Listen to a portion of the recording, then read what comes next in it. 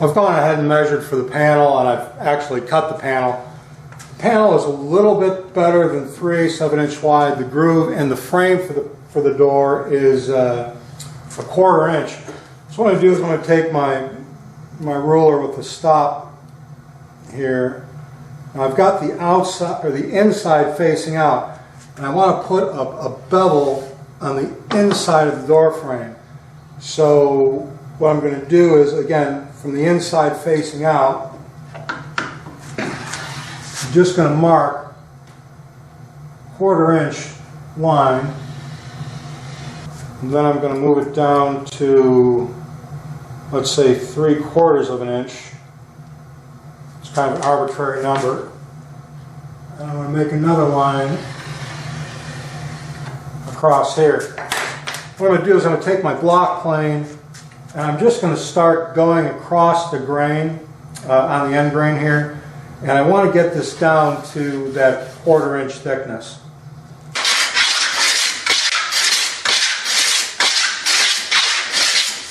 What I'm trying to do is I'm trying to get down to this line so I have a nice even bevel. It's not a very drastic bevel, and then of course get to the 1/4 inch line top. Now I've got a piece of the frame here. I just want to go around and check. You see I'm still a little fat right in a couple areas right here.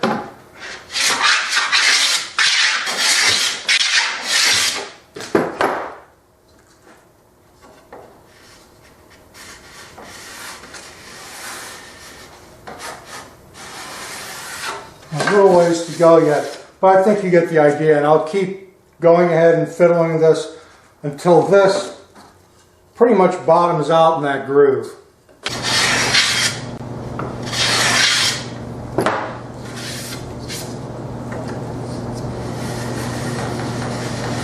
Oh yeah, that's nice.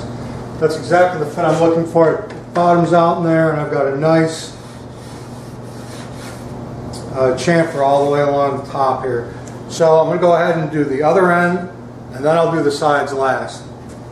After about 20 minutes or so of fiddling with the hand plane to get these raised panels on the inside of the door, I put it all together and everything fits nice and tight, and I've got a real nice 3/4 inch reveal all the way around for the door frame, or the door panel. It's kind of hard to see on camera, but I want to make sure it still fits in the opening that I made before.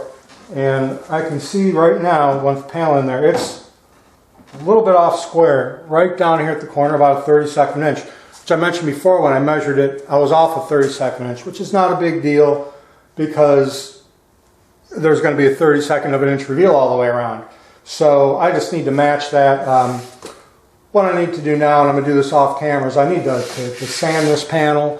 Once I get it sanded, I'll do the glue up, and I'm going to set that aside so I can start putting the hinges on the cabinet. After sanding the door panel, I went ahead and glued this up. Again, I want to make sure it's sitting flat on my assembly table, which I know is a very flat surface.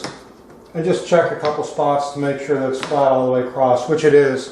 Again, when you're doing a glue up like this, especially on a door frame, it's very important to make sure that that's flat, otherwise it's not going to sit in the cabinet correctly. So I've got to do some final sanding and finishing on the cabinet. This is done. I'm going to let this sit for a while. I'm going to start to cut some of the hinges on the cabinet itself. Well, here's the door hinges I'm putting on. These are nice high quality brass hinge. I'm going to put these about 2 inches from the top and the bottom of the piece. I don't want them too far away from the rails, so I've just got my ruler with the stop on it, and I'm just going to put that in there, and then I just want to cut around the hinge.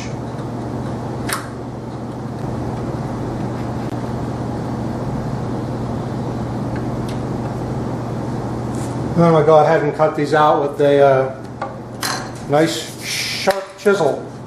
So after a few minutes, it took me about 5 minutes I think to do this. If I'd be smarter, which sometimes I wonder about myself, I would have cut these before I put these stiles on the cabinet, but you know, it's not too big of a deal. I can cut them just as easy while they're on the cabinet, I guess. So I'll cut the other one, and then it'll be lunchtime.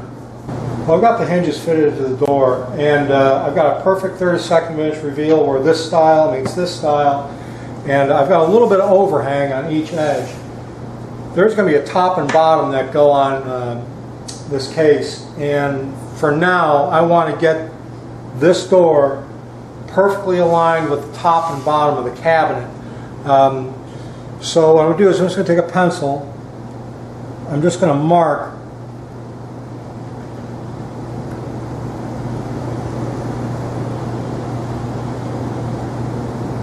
where that overhang is. Then I'm going to use some hand planes, and I'm going to plane this down to that line. Well, a little bit of time with the block plane, and I've got the top and bottom of this perfectly flush with the sides or the bottom of the cabinet. And I've maintained my 32nd inch reveal here. This is still tight here, and I'll fix that later when I do the final fitting. There's going to be a piece that goes on the top and the bottom of this, so I need to measure for that right now. And it's 17.5. So I'm going to go 3/4 of an inch on both sides, so that piece needs to be 19 inches wide. And then this is 6 1/4 inches tall, roughly. So it needs to be 7 inches wide. So I need to cut two pieces, 7 by 19 for the top and bottom. This is the piece I'm going to use for the top and bottom. I've got a known jointed edge here, and I've got the fence set for a 7-inch rip cut. So I just need to go ahead and make the cut.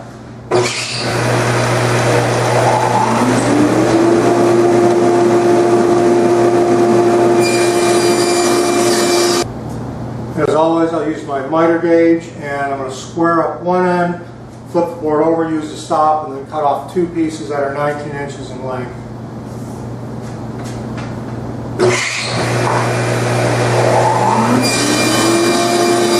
I've got the top and bottom pieces cut. And I'll put a decorative edge.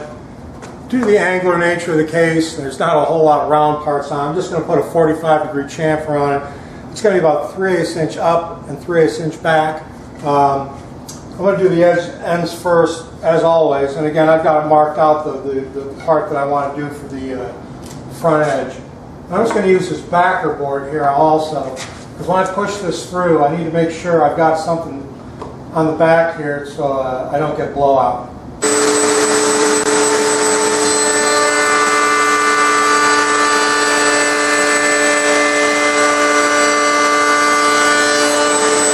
I've got the chamfer done on this, and I think you can see how that's going to look. And again, this will be the bottom piece or the top piece. I'm really not quite sure, but I've got to do one more, and then I'll attach those to the case. Well, here's the top and bottom clamped up to the case. I'm going to let this dry for a while. Then all I need to do is just fit the door to this, and then do some final prep, and then think about the finish. I'm ready to start finishing the piece now. What I've got is some shellac, and this is actually garnet shellac. I mixed this up, strained it. It's a 1.5 pound cut, which is about where I like to be with it. So I'm just going to take a cotton rag, and for the first coat, I'm just going to get that wet. And a few strokes it goes on. I'm using garnet shellac because this is going to bring out a little bit of the color of the cherry. And I'm just going to go around the rest of the piece like this. Now on the inside, it's mostly maple, the back and the shelves. But I did a couple test pieces with the garnet shellac on here, on those maple parts. And it didn't really color them that much, so I'm still going to get the contrast that I was looking for. So I'm just going to go ahead and put the first coat on. I let the piece sit for about 45 minutes to an hour, and then I put a second coat of the garnet shellac on. I'm going to let this sit overnight so it fully cures, and then I'm going to take some 400 grit, probably maybe 320, more than likely 400 grit sandpaper. I'm going to scuff sand the whole piece, vacuum it down, wipe it all off with the tack rag, and then I'm probably going to put 2 to 3 more coats of super blonde shellac. That should give me a little bit of depth, and I'll sand in between each coat. Once I get done with that, the piece should be complete. Well, here's a completed cabinet, and I couldn't be happier with how this turned out. It's got an awesome color to it. There's 2 coats of garnet shellac, like I mentioned before, and 2 coats of super blonde shellac. It's got a nice look to it. And that was followed up by a coat of wax. Through dovetails, it's hard to see on camera, but the quilting on the front of this cabinet is just, it's awesome. The nice piece of sapwood running up the middle is a nice accent. I put a dark knob on it, again, for a little bit of contrast. When you open up the cabinet, it's got this very nice light look to the inside with the maple back and the maple shelves. Very easy project to make. It didn't take me a whole lot of time. Very easy finish. Shellac is just great. I recommend everybody give it a go. If you do decide to build something like this in your shop, built out of shorts or scrap wood, lay the parts out, determine what kind of wood you have and what you have to work with and the lengths and everything. This cabinet was almost exclusively built around this piece of wood that I'm using in the door panel. But just lay it out, take your time, think things through, and you'll end up with something that's not only functional but actually very beautiful. Again, you'd have to see it in person. Thanks for watching.